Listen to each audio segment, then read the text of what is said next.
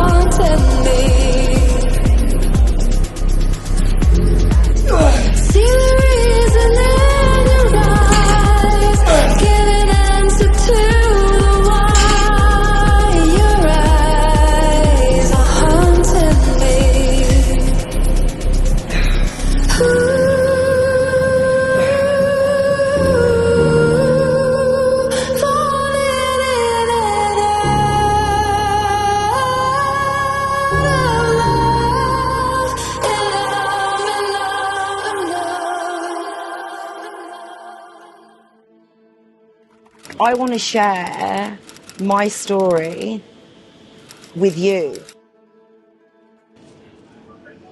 Can you not sit there? And I'll tell you why, because this is my worst side. I can't remember the question. This is menopause. What was the question? Like, I don't actually... What was the question? Oh, my childhood was idyllic. Absolutely idyllic. We lived in a beautiful village in southeast London. Mum and Dad were super cool. My dad worked in the city. My mum was an ex-model. Me and my brother, we went to the local school in the village. Growing up was postcard, picturesque until I was 8. And then my mum and dad got divorced and the family unit was broken. And that's when it all went wrong. And then I was catapulted into a very angry household. And it remained a very angry, sad household until my mum died when I was 15. My mum went into hospital for a routine operation and she didn't come out. And I saw her the day of the operation on the Friday. I walked up there, I saw her, she was sitting up in bed, she was fine, she was having a cup of tea. And then I said, I'll come back tomorrow and see you. 7, 8 o'clock at night, my aunt phoned me and said, Mum's not going to make it. It's such a blur. But then I went back to the hospital and I just stayed there for the whole night, just waiting for her to die. She had a blood clot. And then she died at 7 o'clock the next morning. And then that was it. The course of my life changed overnight. And it was weird because No one ever spoke to me about my mum dying. So I started drinking and smoking at the age of 12. It was a way out. It was a release. Home life was not a happy space. There were periods of me getting bullied at school. Then I fell in with the wrong people at school. We just used to go out and drink and do bad things, you know, and my poor mum, you know, I just added to her chaos and her pain. God, it gives me palpitations. So, yeah. And then my guardians, my aunt and my uncle were meant to be my guardians, but that's a whole nother story. They disappeared. They abandoned us. Never, don't even know where they are today. Wouldn't have a clue. I picked up drugs immediately.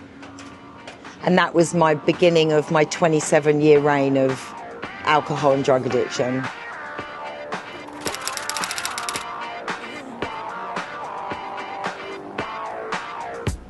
The London club scene, wow.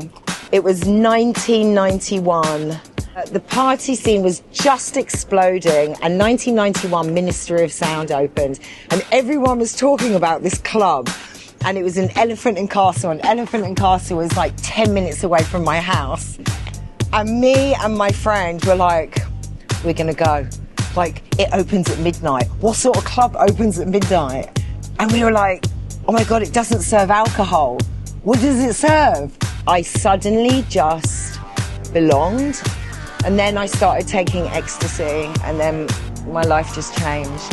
And Saturday nights, I was working in the cloakroom of this club that you couldn't get into for love nor money. It was called Legends. And to this day, the Legends crew I'm still known as Sam from Legends. It was just full of celebrities, sports people, gangsters, hookers. It was just, I don't know, it was amazing.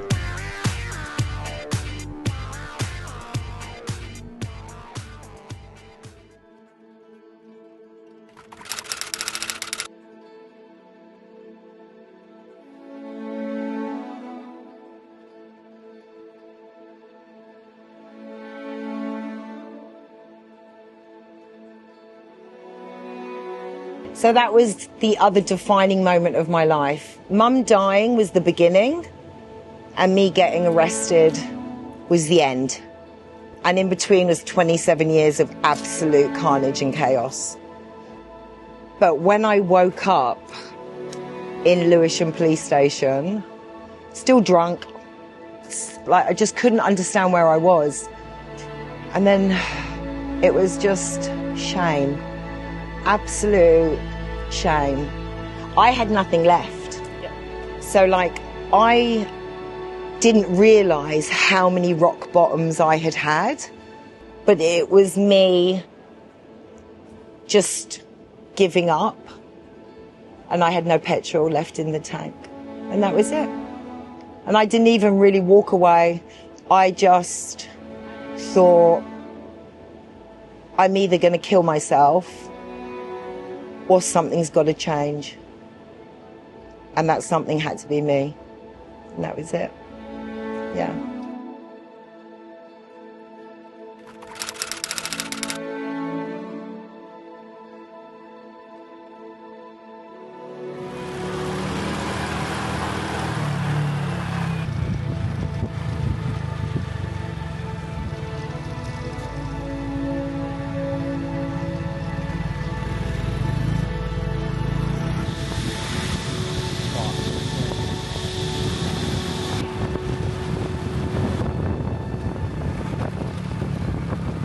So I've been coming to Koh Samui since I was 18, and I came here and something just happened.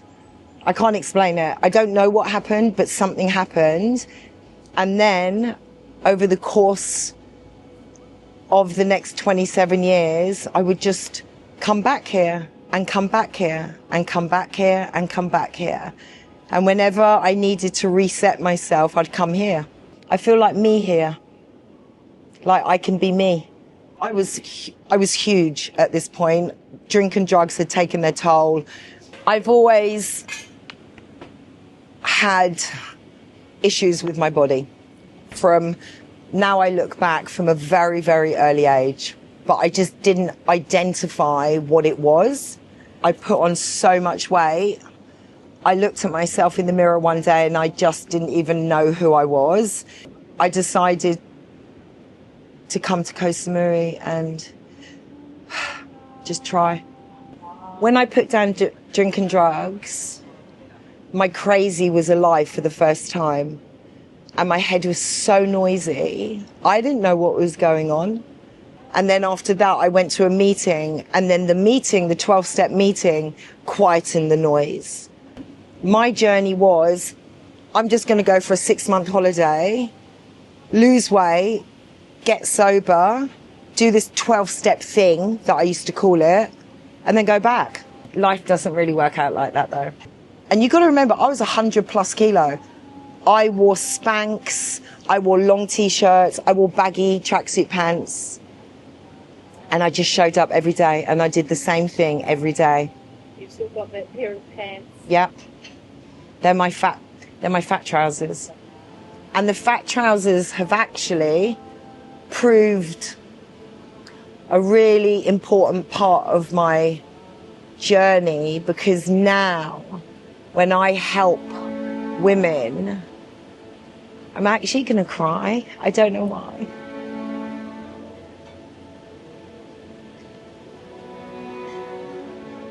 Like when I help women that are so done with their life and they don't understand. They don't understand what's going on inside. And I show them my fucking trousers. And they're like, they look at me first of all and they're like, what the fuck do you know looking like that? And I'm like, you have no fucking idea how fucking hard I've had to work to get here. No one fucking helped me. No one's ever fucking helped me. And I show them my fucking trousers. And I'm like, that was me. And now I look like this.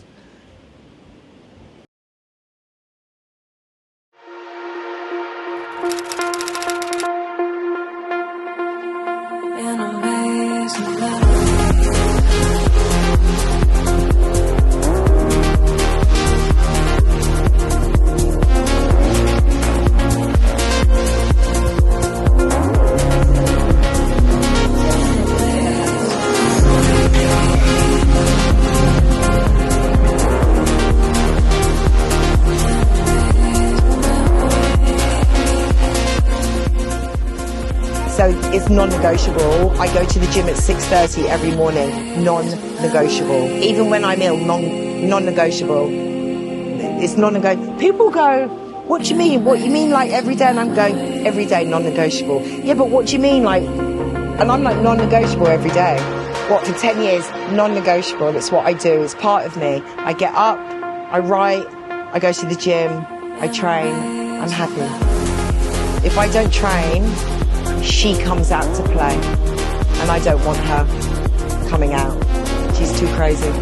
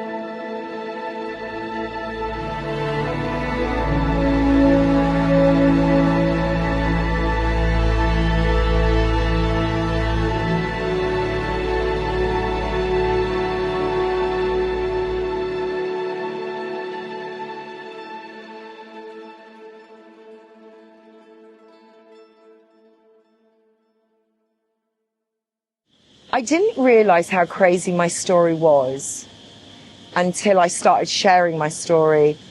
I suppose with people that I help today training. I've been blessed with some amazing people, and I truly believe that I look at life very differently now. When I see people change because they want what I've got, oh, I cry a lot. I'm probably going to cry now.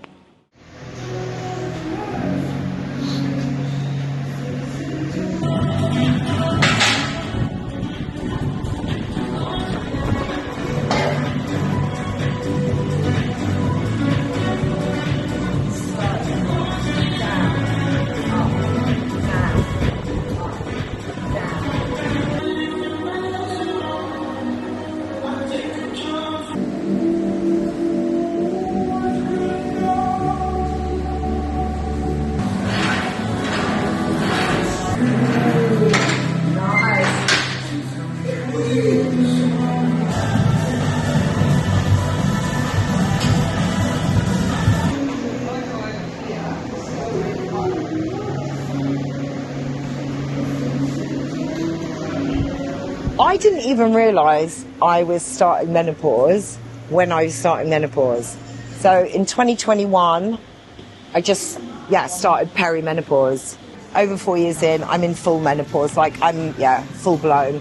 And it's taken me to the edge, I'll be honest with you. But what is beautiful is now I know how it's affected me. And it's amazing how many menopausal women, 40s, mid-40s, coming into menopause, in menopause, they haven't got a clue. These women are coming to me, they haven't got a clue what's going on. And now I can share, so I know that my journey is now this. Because I've done it and I'm doing it, so I'm sharing everything that's working for me. Oh my God, it's like a gift box. I want you to get what I got, right? I want you. I just want you. I want you to look in the mirror and just like what you look, right? And when people come to me and they're like, when they hear my story, I fucking know how hard it was, right? And I didn't just wake up with this body. I earned this body and I earned who I am today.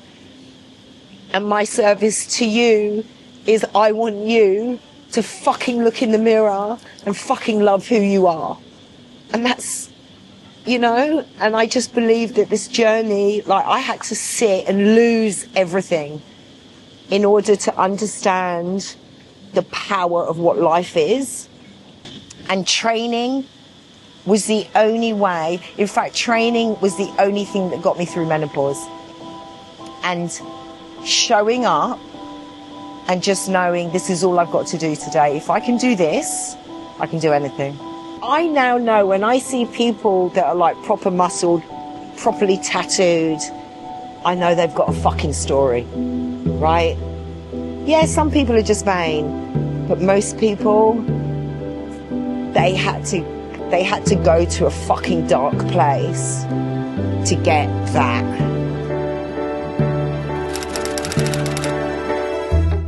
The future, I have no idea. I literally don't know what I'm going to be doing tomorrow, and I'm okay with it. I don't plan anymore. I just let shit happen, and it's kind of exciting now. So, yeah.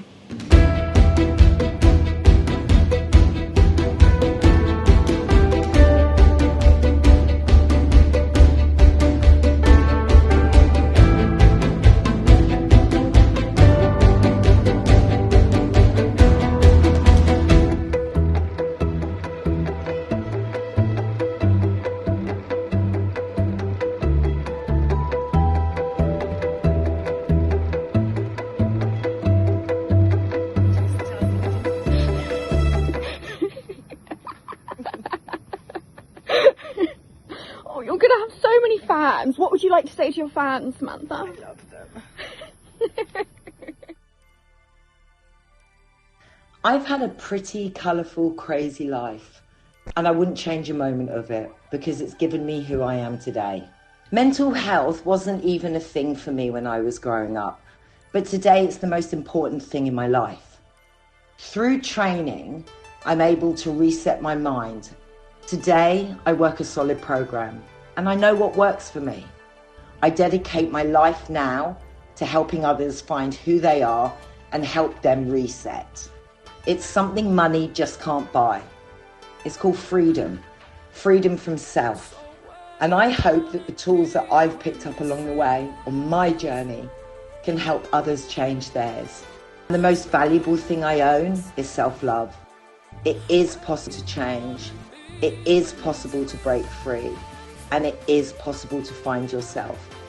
What next? Who knows? Let's see what happens.